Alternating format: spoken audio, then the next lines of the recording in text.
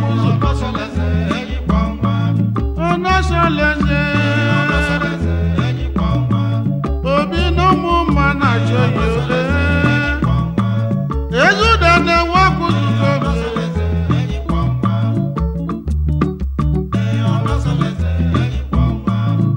nne mụrụ obi n'ama bụ na ụmụ dene n'ime ibite ọkụzụ Anambra n'oyi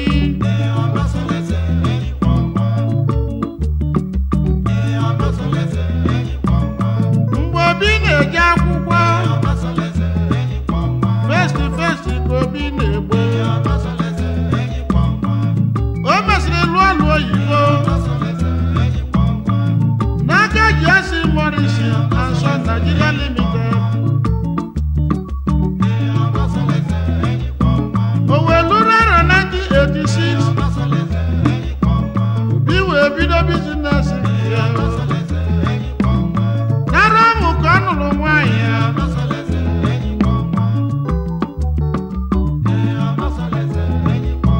okele ịnụ nwaanyị nụta Caroline Ujuodoyi ihe ọma kwesịrị eze nwaanyị ọma expensive madam nwaanyị dị mma na ụmụ atụrụ ụmụụlọ eri na nke melụ gwe nwoke ngwọ nwanne odogwu n'obodo na ụmụ atụrụ ọnọsọleze nke ọkụzụ ka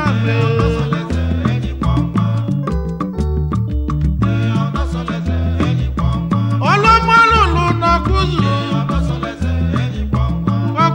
ji wee na-esi anya wee chi anya eze ude n'ọkụzụ ọ bụ ụlọ ọnọsọleze nke ọkụzụ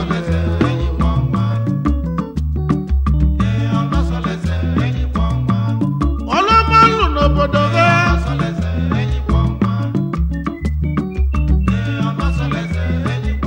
ka Chukwu ji wee si n'ọmụmụ wee kwụọ ya ụgwọ nwunye mụtara ya ụmụ na-ese nwoke na-atọ na nwaanyị na-abụ Obinna bụ ezigbo nwa Chinelo bụ ezigbo nwa Emeka bụ ezigbo nwa Ujuakụ bụ ezigbo nwa Ugochukwu bụ ezigbo nwa ndị bụ ọnọsọleze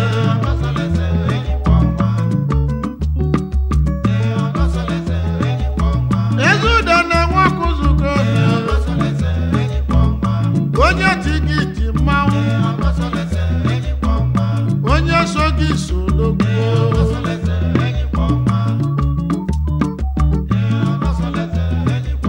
mana ibe mara obi eze Nwodoyi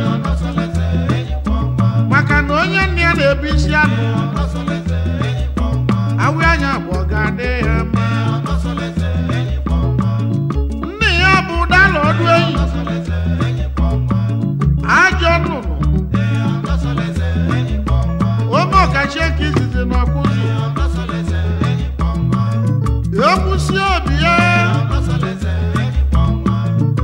ọnụ n'oru nwaanyị n'oru anyị bụ onye 7 na 3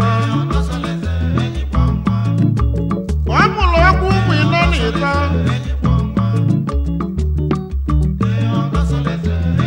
kedu ibe ọzọ bụrụ machikwa gozi ọda ọdụ oyi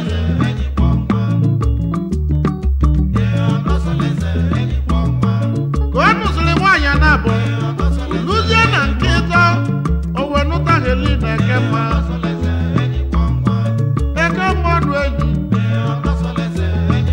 eke mmadụ enyi si igbu ala n'Iritedunu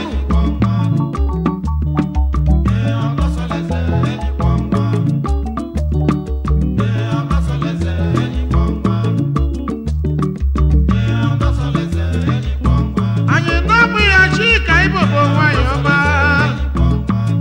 nne mụrụ ya n'iru eze okwu vileji n'igbu ala Iritedunu ahụ ọmụlụ ọmụmụ bụ eke mma Chika Ibobo nwaanyị ọma o wee mụta bi Emeka ọdụ enyi ọnọsọleze n'ọkụzụ ka mee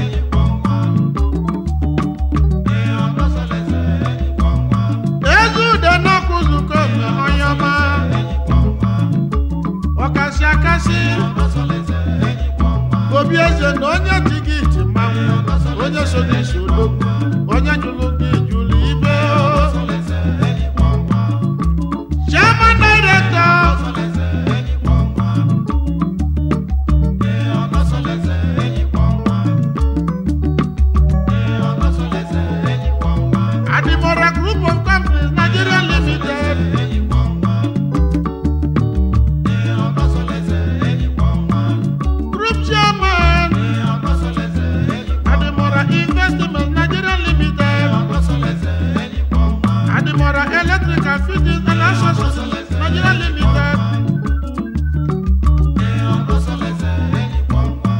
U&O Pharmaceutical Company Nigeria Limited. Adimora Properties Nigeria Limited. Ugobet Nigeria Limited. Adimora Motors Nigeria Limited. Company Kulu Company. Geji we malobi ose ose.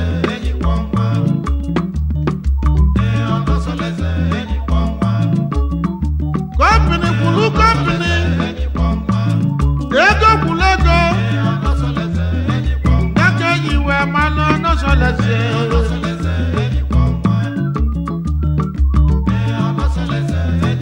Onye na-ekwu nwere ibo na-eme o.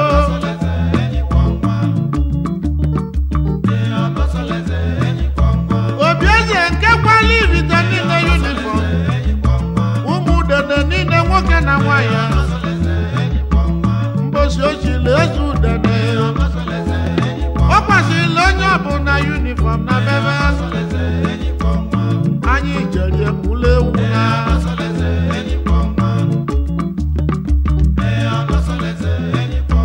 Ịma na onye nwere ego bụ chi nwa ogbenye.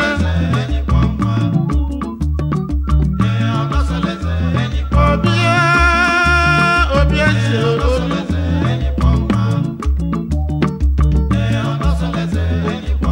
O si mụ kenelu ihe. Injinia Felix I.E. Odueyi Oyimeze nne ya o.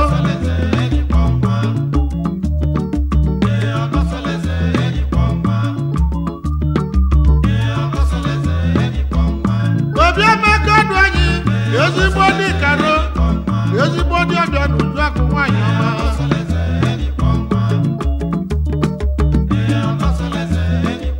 O si mụ kenelu ihe. His Royal Highness the Obi of Akuzu Igwe John Ejike Mennebolise Ibiribogada na Akuzu Olimo Igwe Ibiribogada Igwe Ibiribogada o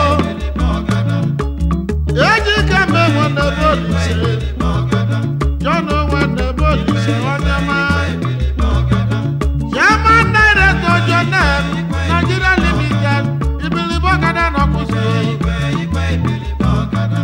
Ọkasị akasị ndị eze niile na-ekwuta the Obi of Akuzu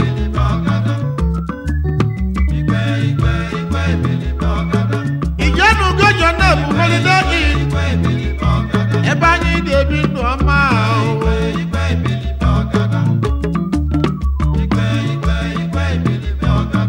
John Mennebolise egwu eji ebi loko ji wee gbamụ na biya wee wele ebunu n'ama aka si n'ijọbụ nwere ude Igwe Ibiribogada.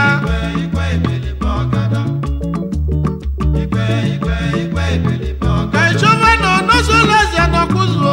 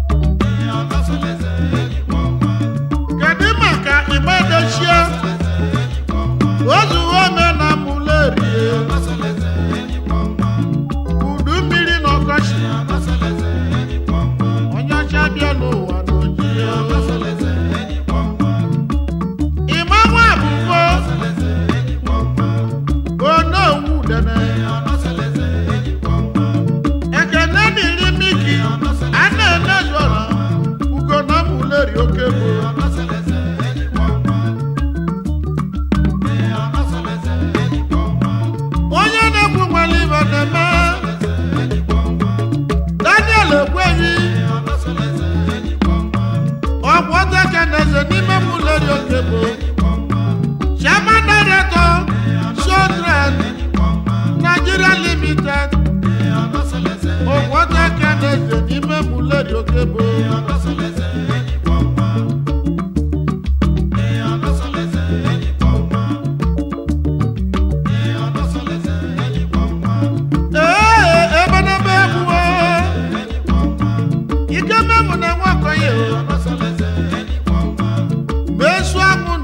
onye abacha onye machukwu gozie gị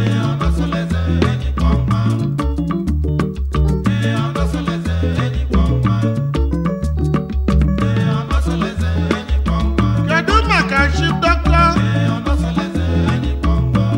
ebele nwachu omeke bụ n'anya na-aba agana n'inwe aka ego na shim onye ọma na ịgadị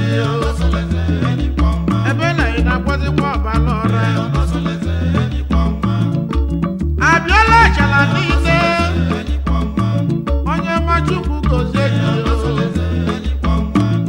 Peter Nwakoye akụle na na-achala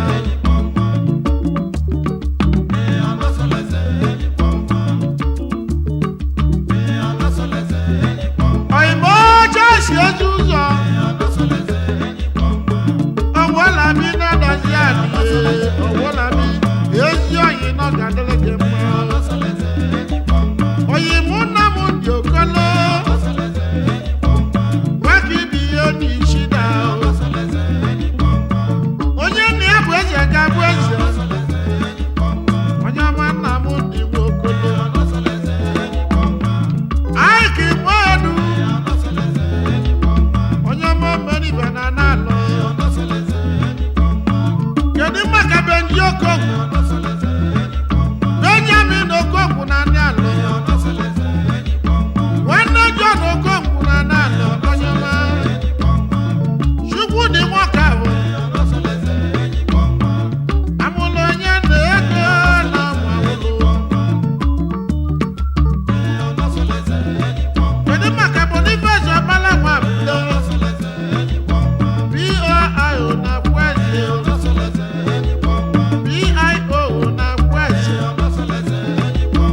oyimu Peter Nwabosa n'ogidi omenibo ndị ogidi ji dị ọgọ